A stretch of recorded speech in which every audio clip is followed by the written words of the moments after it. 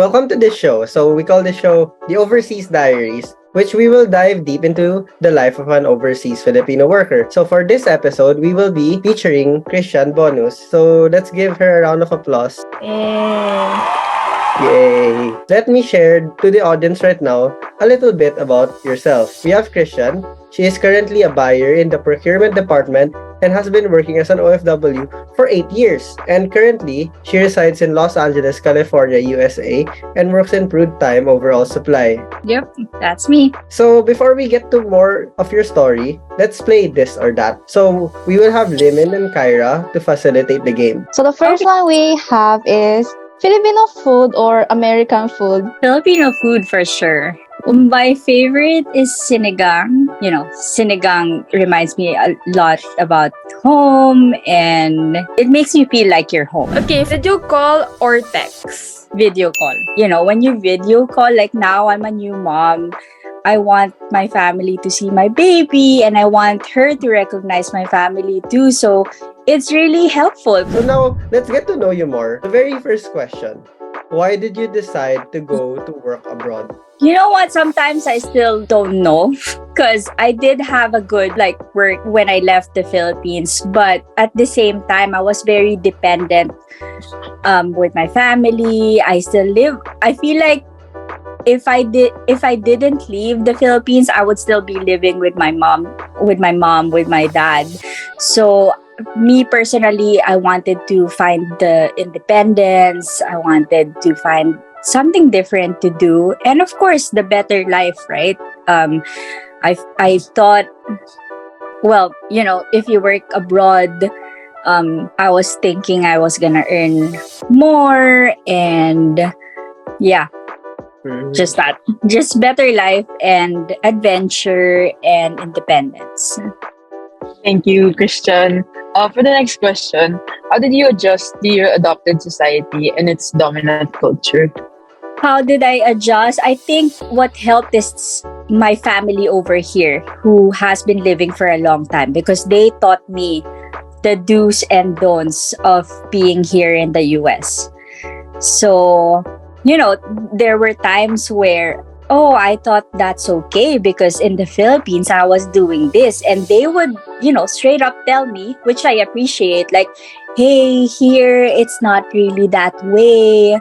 You know, at work and I guess personal life too. I'll give you an example. For example, in the Philippines, you tend to be friends with a lot of coworkers. You tend to get too personal about everything, but in US companies, it's more straight up. It's work is work. It's more professional. I'm not saying that's always the case in a Filipino company, but that was the case where I work in the Philippines. That was a big adjustment to me because I was striving hard. And even now, I'm striving hard to have that friendship inside work, where in reality, most companies over here are not like that. Oh, I guess it's a cultural difference between the different countries. Yes, for sure. You know, in the Philippines, you tend to be closer, or you tend to talk about personal stuff in the office, which is usually okay because we all go through the same things.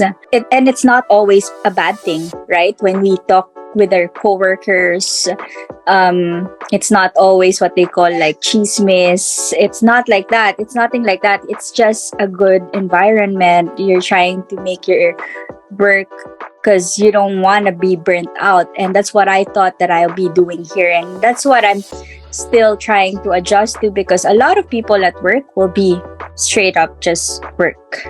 I see. Yeah. So we have our next question. How are your fellow Filipinos treated in your country or employment or residence? I think in California, it's very good. California is very diverse. So I wouldn't say there's any discrimination, at least where I have worked.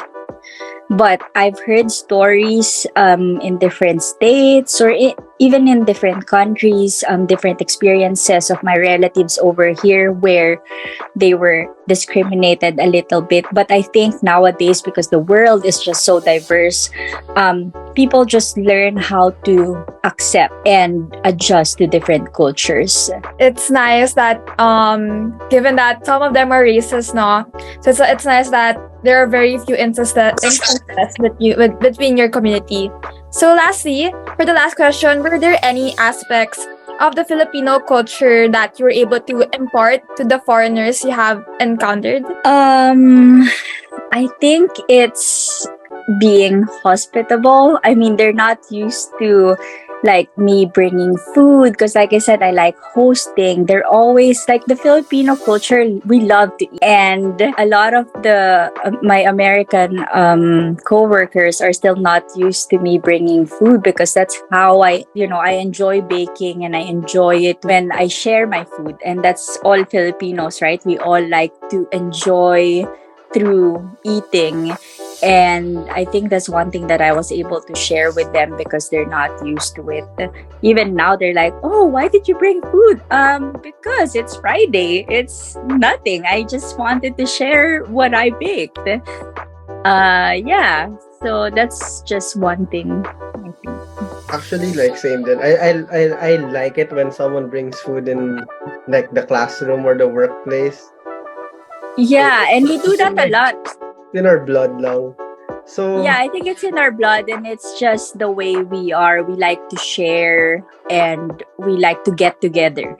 Like I said, we like to make our workplace or anywhere we are like homey, and we want to feel like we're friends with everyone. We're very friendly. So I think that's how I try to be that's how I try to share who I am to other people. Like, hey, this is what I like. I hope you like it too. yun. So thank you very much for those insights. So this ends the Overseas Diaries. Again, thank you very much for taking the time to be with us. So you Oh, are you're our welcome. unsung hero. So a round of applause again, everyone. Thank you.